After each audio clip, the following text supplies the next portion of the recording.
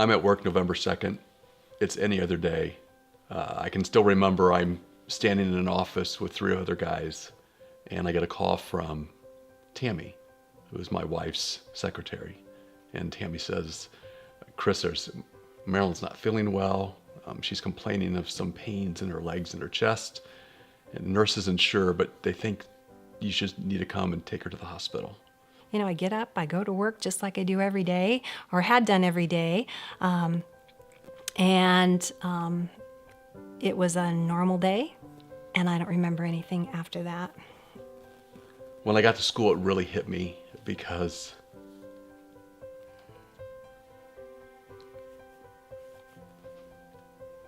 I got to school and the administrators all met me outside. And at that point, I knew that something horrible was happening. Events happened in such a way that when I got to the hospital, the local hospital, I was airlifted to Fort Wayne. Later that night, we found out that her aorta had dissected. They took Marilyn back into surgery and took us over to the waiting area for heart surgeries. That was at 2:39 p.m. The doctor, the surgeon who performed the surgery, came out the first time about 6 hours later and gave us a report. At 10:30 that evening, he came out and told us the surgery was complete. By that time, there were probably 40 of our friends and family were there. His words, I'll never forget it. He said, I'm ecstatic with the results, and it was just a miracle that she was alive. He says she shouldn't be here. Everyone at that point left because we all thought it was done. And we were waiting and waiting, and it turned out to be another 2 hours because she started bleeding again. He had to open up her chest again, try to stop the bleeding. I was able to do that, and finally at about 12:30 the next day, 12:30 a.m., we were able to go up to her room, and half an hour later we were able to go back and see Marilyn following the surgery. A few days later, after the surgery, her kidneys, her liver, and her lungs all failed, all secondary to the loss of blood flow caused by the initial dissection. And we're still just touch and go. And the heart transplant surgeon walked in and said that she was dying.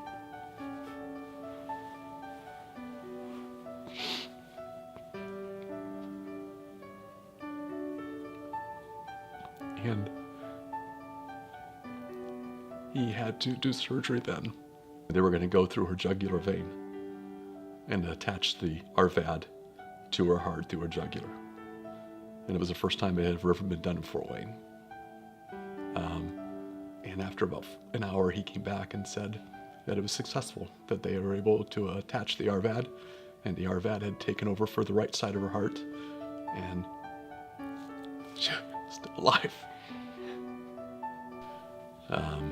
But because of that device and because of the surgeon, she survived where she otherwise wouldn't have without that technology, without his ability. The people who took care of me were just angels. They really were. They provide such loving care, doing things that I was unable to do during that time. They put in long hours, and you can just tell that they love what they do, and they cared for me as a person. They cared for my husband and my kids as they would come and visit with me. I also believe that through all of this, I'm a believer. I'm a Christ follower. I had a lot of people praying for me, and I believe that my faith also played a role in my recovery. Bringing the right people to the right places at the right time. All events worked in perfect harmony to save my life. And for that, I'm extremely grateful. You know, I think that the American Heart Association ultimately is there, from my perspective, of two reasons.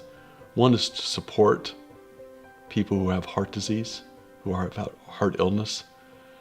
But for those who, in those shoes, more importantly, it provides a stream of income to provide the research that assists these surgeons, and also provides the, not necessarily the direct training, but the expertise through that research that physicians can do so much more now than they could 10 years ago.